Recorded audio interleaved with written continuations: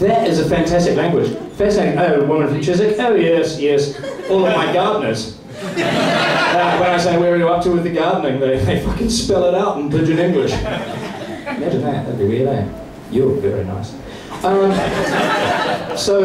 Yeah, Pigeon English. And I decided, I was quite impressed because it's a very demonstrative, a very kind of a visual, very kind of a mimetic kind of language, and you know, it involves acting. And so I thought I'd try to learn some. And so I've been researching it, and what I've found is it's actually reasonably difficult to get close enough to the pigeons to actually tell if it's English that they're speaking. And I think they possibly are from England because they kind of go coo. Yeah, so yeah, Australians fascinate me. Yeah, anyone here from Australia? I'm not going to talk about you. I'm not going to take the piss out of you. So yeah, Australians are great because they you know, and it's not just because they're all dickheads and sluts. I think it's because they interest me because they say some really odd things. You know, they do say some unusual things. They say things that we're perhaps not, you know, definitely, like, they're very similar in many ways and yet so different. You know, we have a bottle store, they have a bottle-o, you know. Servo. Yeah, exactly. Thank you very much for helping from the audience. Thanks very much, because I had no other examples for that. Servo. Even, you know, even though Tom becomes Tomo. It's brilliant. I'm Fergo. Fergo. Hey, by the way, I was in the playground today in Johnsonville, and there was a woman there with a little boy called Fergus, and she was very cute.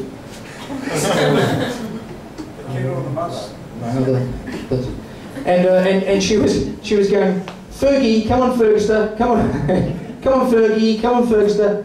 And before I realised that she was talking to her kid, I was actually running around the playground after. Yeah, so yeah, Australians, they do have some very different things that they say. You know, like they just come out with things. You know, nigger, chink, wog. Just rolls off the tongue. And we call the part between our fence or our hedge and the edge of the road, we call that a berm. Yeah, who's familiar with that? Me. Yes, oh, thank you very much. Anyone here not familiar with that? How many of you speak English? Yeah, because my brother was explaining to, he was just, you know, having a chat with his neighbour, and he said something about, like, yeah, I've got to mow the berm. And this woman said, what? You don't get that in Wellington. She didn't say that, but fuck, it would be weird if she did, because they were actually in Brisbane. Yeah, no, the people don't know about it because it's what they used to call it, but they did used to call them that in Wellington. Where the fuck are you, Wellington history? From the Wellington Historical Society, I think you'll find that everywhere else in the country it was called a berm, but not in Wellington, it was called Taburn. Alright, stop heckling one another, alright? That's just going to get weird. Alright, so it was called a berm, and this Australian woman said, oh, you Kiwis have got such strange names for everything. And he said to her, really, Brusso? Weird name for a woman. And she went, yeah, a berm. Oh, you're fucking dying to heckle me, aren't you? Look at your late night crowd, you're going, yeah, we're ready, we're ready. Well, come and heckle you, comedy boy. She said, you've got very strange names for things. He said, really, what do you call it? She said, it's a nature strip.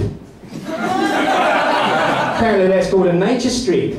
But if you actually think about it, in Australia, it kind of is, because, you know, there are ants that can kill you, spiders that can eat you, there are snakes, there are wombats, there are wallabies, sharks. You get sharks on the berm.